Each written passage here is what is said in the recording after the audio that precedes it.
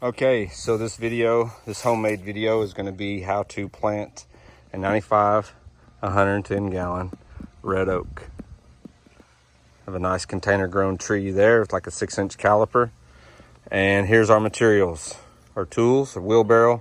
We have a sawzall in here to cut the root ball and container with. Our arbor stakes, I like to use these instead of T-posts. Measuring tape, our tree dolly. If you don't have one of those, you can get one of those. They're not cheap, about 700 bucks. Our list of shovels, 30 bags of topsoil. So we're actually going to remove the soil that we dig up and haul it off, and we're going to replace it with good topsoil. And then 10 bags of mulch. So we'll make a short video. First thing we're going to do here is measure our container.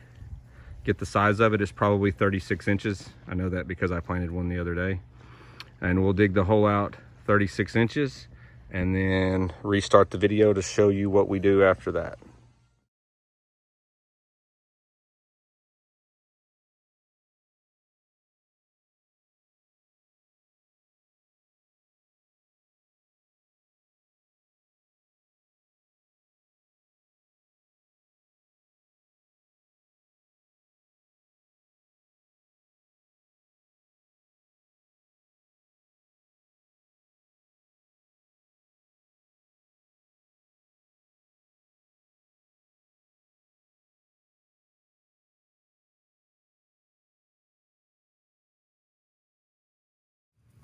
Okay, so the hole is done.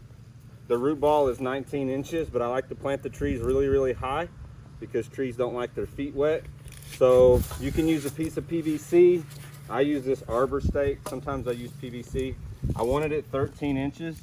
You can see it's 13 inches in the middle, but this area is 36 inches in diameter, which is the diameter of the root ball, and it's flat. And the rest of it is kind of volcanoed out to help allow the roots in the container after I cut them to establish themselves. So now I'm going to drop the tree in the hole. You got it?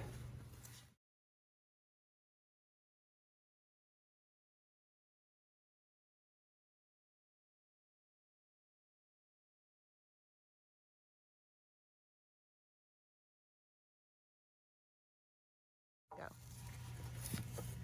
So our red oak's in the hole. So you can see how much higher it is than the rest of the soil, which is what I really personally like. So look, we're about 8 inches high, and I was shooting for 6. But if you look here, the flare is not fully exposed. So all of this extra soil on the top needs to come off. When you get a container grown tree, generally 9 times out of 10, there's too much soil on the top. When you start to take a shovel and take all this excess soil off because you want to expose the flare, be careful. Don't go towards the tree, because I've made the mistake and I've scarred the tree. Always go away from the tree. So you'll expose the flare all the way down like this. Get all that extra soil off, and there's a lot. There's a whole lot. And you might have to cut some of these roots. These container grown trees, the roots grow around in a circle, and they'll even get up on top of the flare. You see them here? These roots right here.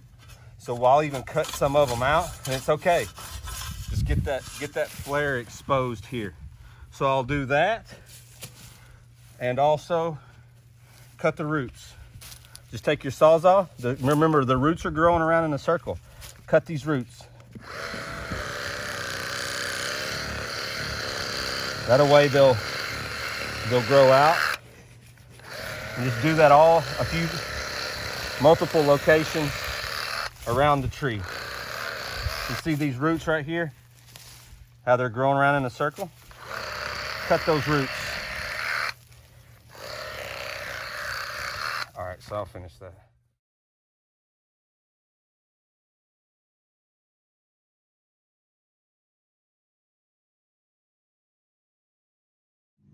Okay, so we're done with that. The flare is exposed. Now we're ready to backfill our hole. So I have 30 bags of fresh topsoil here we're gonna use. You don't have to tamp the hole. A lot of people do tamp the hole to get the air pockets out, But what we're gonna do is fill it up like a quarter to a half of the way, and then we're gonna water the hole. And you're gonna see in the time lapse, or we can slow it down, where you'll see the bubbles start to come up. And when those bubbles are coming up, that's releasing the air pockets. And then we'll fill it up some more, and we'll fill it up with water again. And then after that, we're gonna install our ring, and you always want your ring outside of the canopy. So we're gonna cut all this sod out, and so we'll have our soil going out with a nice grade, and then mulch up to that.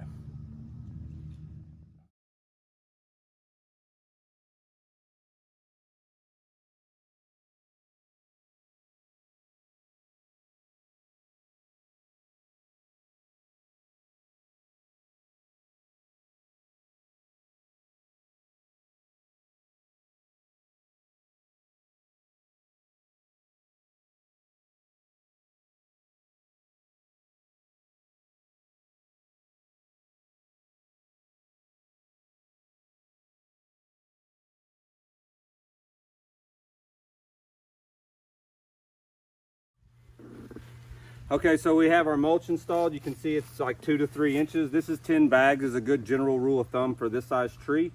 The flare is exposed, but notice it left about a foot.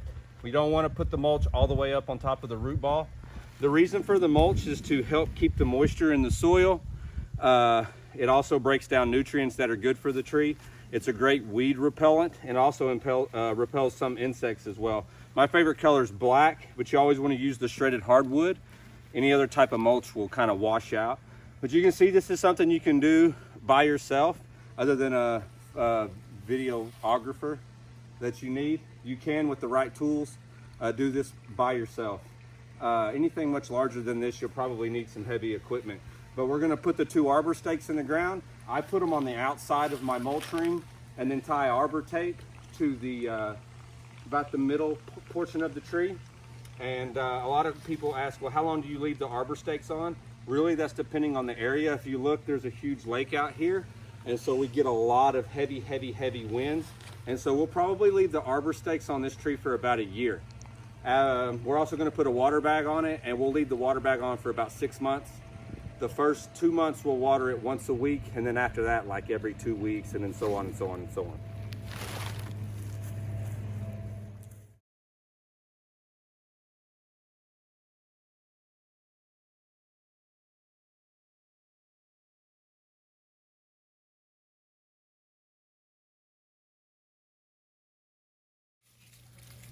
Okay, so now we're going to Super Thrive the tree. This is a horticulture supplement. It says it is used for transplanting and maintenance for all horticulture and agricultural needs, and arborists swear by it. The first couple of months, Super Thrive your tree, as we're fixing to do, once a week for 2 months, and then periodically after that. It's just, like I said, arborists swear by it. So 1 gallon, basically to a cat full, is all you need. This stuff goes a long ways. So